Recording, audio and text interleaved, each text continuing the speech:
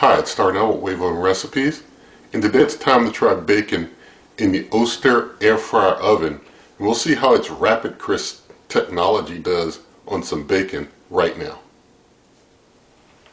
And before I get the bacon out, what I do first is that I line the bake pan with some paper towels. That helps to not only reduce smoke to a minimum, or no smoke at all sometimes, but it also makes cleanup very easy because the grease will get caught in those paper towels. I'll just be able to pull the paper towel out and there may be a film of grease to wash off, but it makes the cleanup for the most part very easy because the grease goes into the paper towel. So I'm going to get that on here right now. And just for anyone wondering how much I use about this much. This is like the smaller section paper towel sheets, so I get like 4 of those and just kind of fold it over. Then I wet it, and then I'm just going to put it like as a layer like that, so it's kind of like 2-layered. So here's my wet paper towels now, and I basically, squeezed out the excess so that there's not any excess water in them, but they are wet. And so just kind of set it out like that. Then I take the crisper tray, or air fryer basket, whichever you want to call it, and set it in there like so. And here's the bacon I'm using. This is some thick applewood smoked bacon. So I'm going to start laying them out on the air fryer basket here. So I'm going to get this open and lay my bacon out. And this Oster air fryer oven does a decent job from what I've seen before cooking bacon in it. So we'll see how things look for you in this cook here, but I'm going to get like about 5. It seems like this, because this bacon's really kind of thick and width, can only get about 5 of them on the basket. I think if it were a little thinner as far as the cut, probably could get 6 slices on, but it is what it is as far as the number of slices you can get on. I guess I could try putting them like this and probably could get more on. Let's try that, because I've done them the other way before and I only got 6, so I think it was probably just the way I was laying out my slices. So I'm going to try them this way. Probably can get plenty more. So let's see how many I can get laying them out this way.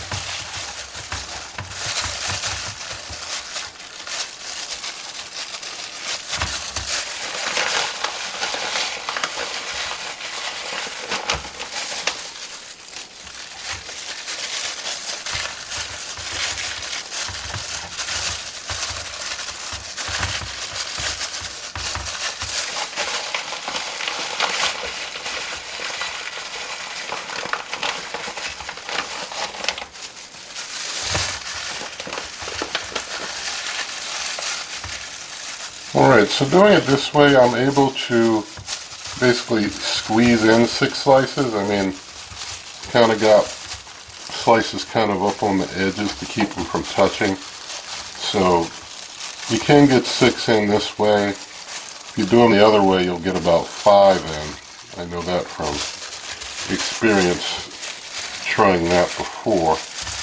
So here we've got 6 in, and we got a little teeny bit of space between each for some airflow and to keep them from basically kind of fusing together. If you air fry bacon and it's touching, you'll end up with slices that basically fuse together.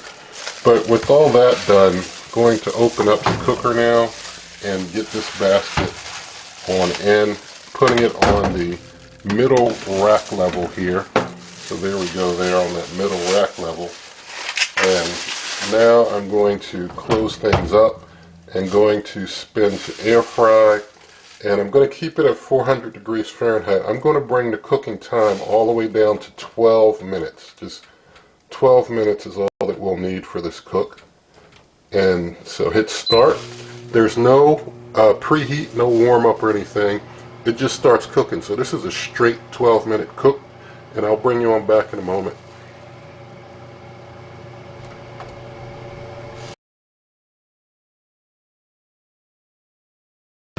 Alright, we're coming to the final final seconds of this 12-minute cook, and I've turned the light on for you so you can see how that bacon looks in there, but it looks pretty decent.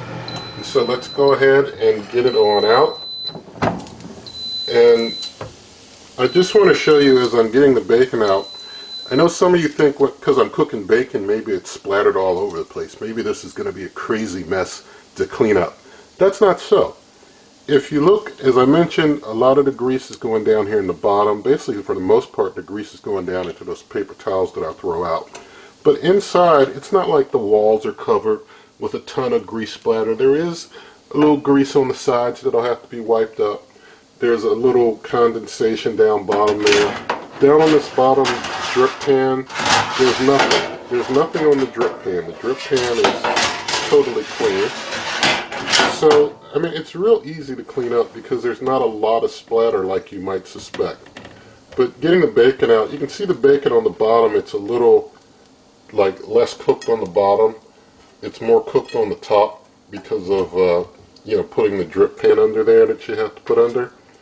And so, you know, in this case, like I've done some other air frying and things, and you can see that with those it like cooks both sides without doing any flip or anything. But with bacon, it doesn't cook the back side of bacon too good because the drip pan is so close underneath. But I just kind of lay it out and I just kind of let it set for a little while, and it'll kind of get a little harder setting. But you can also see that the part of the bacon that was kind of towards the back of the cooker does get a little more of a searing than the front, just by a little bit. But some other pieces, like this piece here, I mean, it's got searing on both ends. Let me hold that one up. It's got searing on both ends. So it's got searing here, and it's got searing down bottom. Got a little stuck to its neighbor there. But got some searing on both ends there. So, you know, overall, you do get a little more cook in the back than the front here. You got searing there. You don't have quite as much.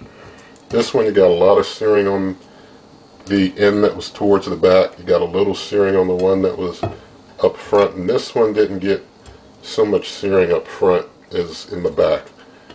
But you do get, you know, a pseudo-even cook. The back does cook a little bit more. There's no pause on the cooker, so I don't try getting in there spinning part way through. I guess you could cook for half the time and then let it stop and then spin and then start it up for the rest of your time if you want to do that. But still, it cooks, you know, fairly okay overall, even without doing any spin or anything. And it looks like the slices in the middle, you know, on this end got a little more searing there. This one came off the far end and it's, you know, not as cooked as some of the others. So it's not the most totally even cooked, but still it cooks it in 12 minutes. You could cook longer if you wanted to cook it a little harder, but I didn't want to over-sear all my bacon because the cooker cooks so hot, quick, and fast. But this is 400 degrees Fahrenheit for 12 minutes. Alright, so let's taste test this bacon now. Still got a little flop to it. It's not the most crisp bacon in the world, but like I said, you could cook it longer, but it probably would sear it more.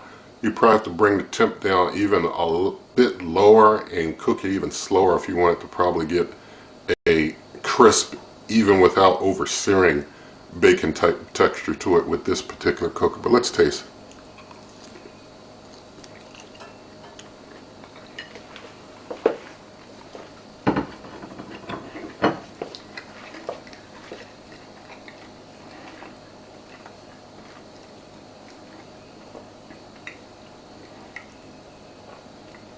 Okay, so it is chewy because it's a little floppy, but it turns out good all the same. And like I mentioned, you probably have to make adjustments if you wanted a different outcome, different result. But still, it can cook up your bacon. It can cook it up quick, no preheat. So there are some advantages there, and you can just kind of, you know, from that, run with it the way that you prefer. And so with all that said, I will say in the video description, there is a referral link for this cooker, other ways to help this channel. You can also find a link to written printable instructions for this. Also, you can get other recipes on my blog at superwaveovenrecipes.com. And if you like this video, please give it a thumbs up, share the video with a friend, leave your comments, subscribe, hit that notification icon, and good eating.